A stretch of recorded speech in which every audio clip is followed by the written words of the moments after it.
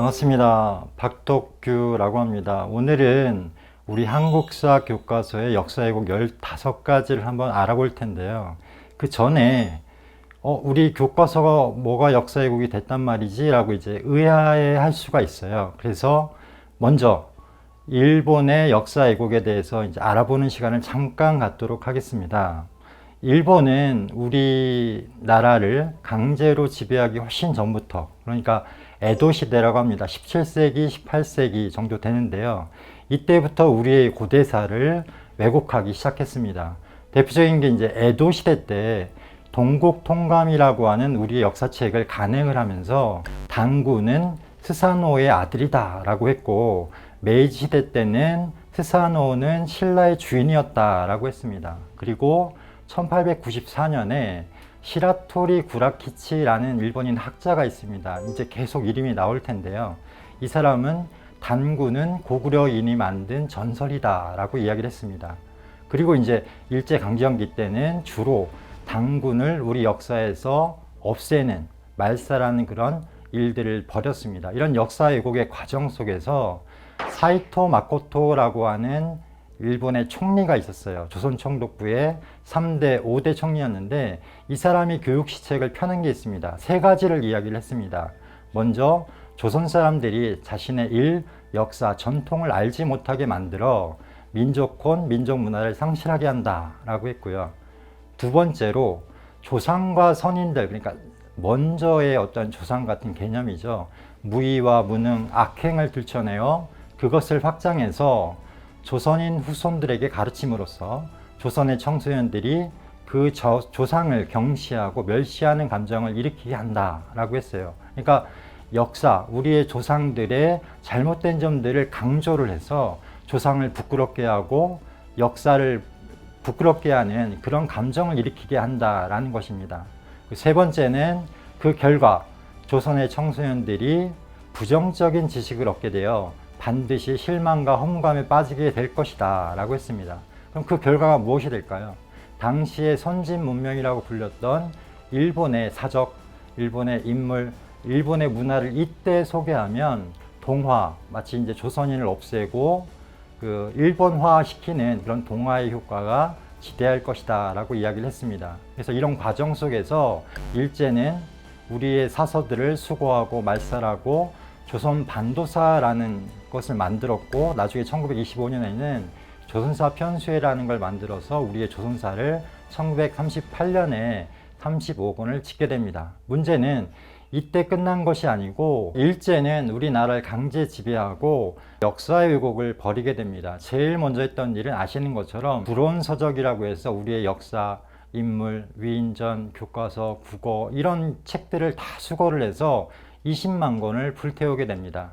그러고 나서 한 일이 우리 조선의 사서와 그 사서의 수집과 편찬 작업을 위해서 조선 반도사 편찬위원회라는 걸 만듭니다. 그리고 이게 1925년에는 조선사 편수회로 이름을 바꾸고 이 여러 가지 이제 우리 사서를 수집해서 편찬해서 새로 이제 일본인의 시각으로, 일본인의 그 글로 우리 역사를 새롭게 쓰게 됩니다. 그러고 나서 1938년에 조선사 35권을 만들게 됩니다. 굉장히 고급스럽게 만들었다고 해요. 금장도 두르고 35권이니까 굉장히 두껍죠. 그러니까 어마어마한 그런 돈을 들여서 이런 조선사를 만들게 된 이유가 무엇이냐 도대체.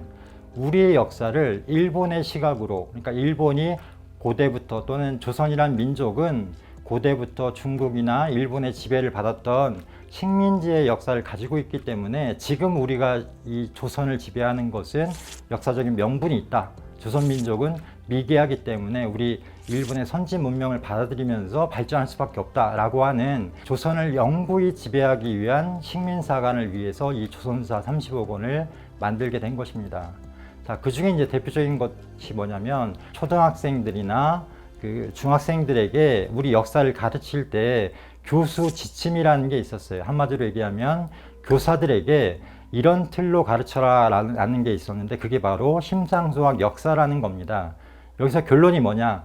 한반도의 북부는 예로부터 중국 사람들이 통치를 했고 또 중국의 속국 또는 영토였다.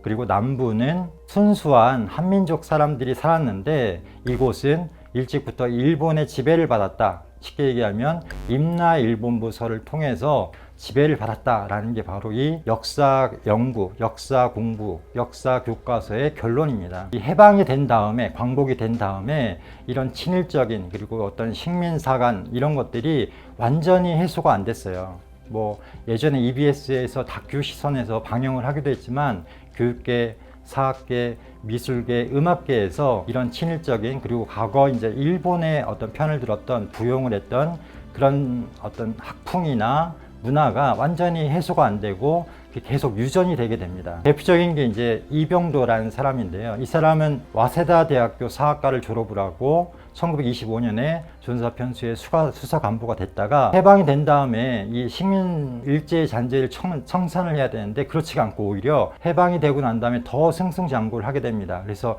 서울대학교 대학원장이 되고 국사편찬위원회 위원장이 되고 나중에 문교부 장관까지 하게 됩니다. 그래서 이 사람이 서울대 국사학과를 만들고 대한민국의 국사학의 태도, 시작이라고 합니다. 시조 같은 사람이 돼버린 거예요. 그리고 최태영 박사님이 이런 얘기를 했습니다. 최태영 박사는 누구냐면 김구 선생이 비서까지 했던 굉장히 훌륭한 독립운동을 했던 분인데 이분이 또 굉장히 뛰어난 지식인인데 이런 말을 했습니다. 내가 젊었을 때까지만 해도 한국 땅에서 당군을 부정한 사람은 거의 없었는데 오히려 해방이 되고 난 다음에 당군을 가상인물로 보기 시작했다. 그 전에 일제강점기 때는 일본인들이 당군을 부정하면 아 저거는 가짜야, 잘못 말하는 거야, 거짓말이야 라고 해서 이제 부정을 했는데 오히려 광복이 된 다음에 우리나라 사람이 당군을 부정하니까 그게 마치 저게 정설이구나 또는 저게 맞는 거구나 이렇게 속기 시작했다는 겁니다. 그래서 오히려 광복 후에 이 식민사학이 더 힘을 발하는 거꾸로 된 이런 현상을 보이게 됩니다. 그 다음에 또 한 사람이 신석호라는 사람입니다.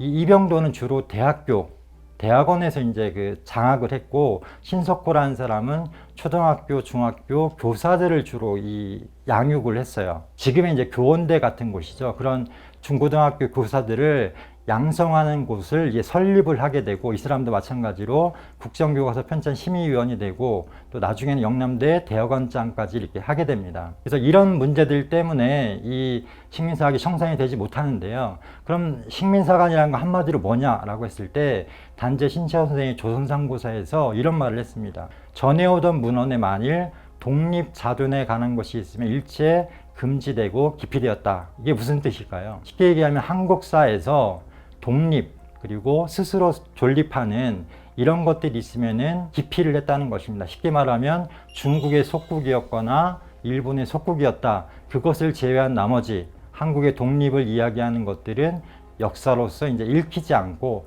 가르치지 않았다라는 것입니다. 그래서 이 임창경 선생이 이런 얘기를 했습니다. 독립운동가들은 두 가지의 역사적 폐해를 청산하기 위해 노력을 했다. 그게 뭐냐? 하나는 중국을 섬기는 사대사관과 또 일본에 의해 지배를 받으면서 이렇게 뿌리내린 식민사관이라고 하는 두 가지 역사적 폐해를 동시에 청산을 하고 진짜 우리 역사를 정립하기 위해서 노력했다라는 것입니다. 그래서 다음 시간에는 이제 한국사 교과서 역사회국 15가지를 차근차근 살펴보도록 하겠습니다. 감사합니다.